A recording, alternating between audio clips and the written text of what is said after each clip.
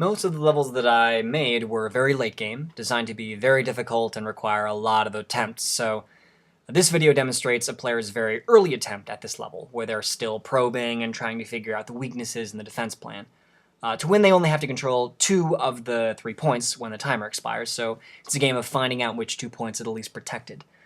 Here we see they're sending 3 squads to each of these 2 front points.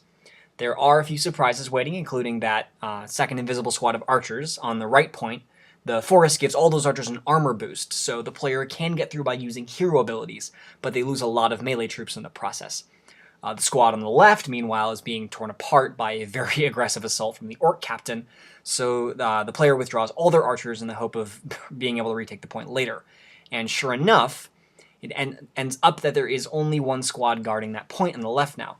But it is a trap, because that squad's hero will summon a stag, and there are actually 4 squads with that hero spread throughout the level. So I chose to have all of those stags spawn at once in that point, as well as having the wizard teleport back to the left in a little bit of a bait-and-switch maneuver. So the player loses the left point, and then the orc decimates that squad on the right, as their melee troops are gone and the archers don't last very long. So the final solution, per se, to this level ends up being just to keep all of your squads in a tight group, use hero powers appropriately, and leave the squads in the right place at the right time.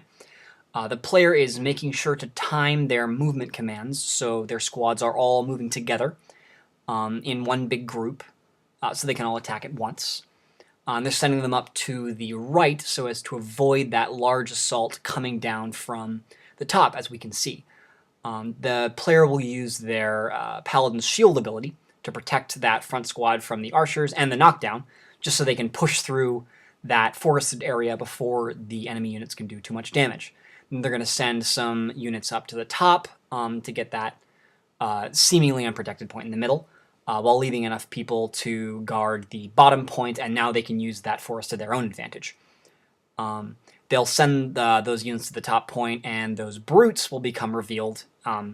They were invisible, and they dispatch them quickly. They're using ice on the bottom point to hold off that squad long enough, yes, for the wizard to teleport back to the left point, leaving only archers, which is a pretty easy task for those units on the right to not even dispatch, but just hold off long enough to keep the right point. And they're going to try to take the point on the left, but the brutes bash down their melee forces to the point where those stags can just kind of take them apart. But it's still a victory, as we have the top and right points.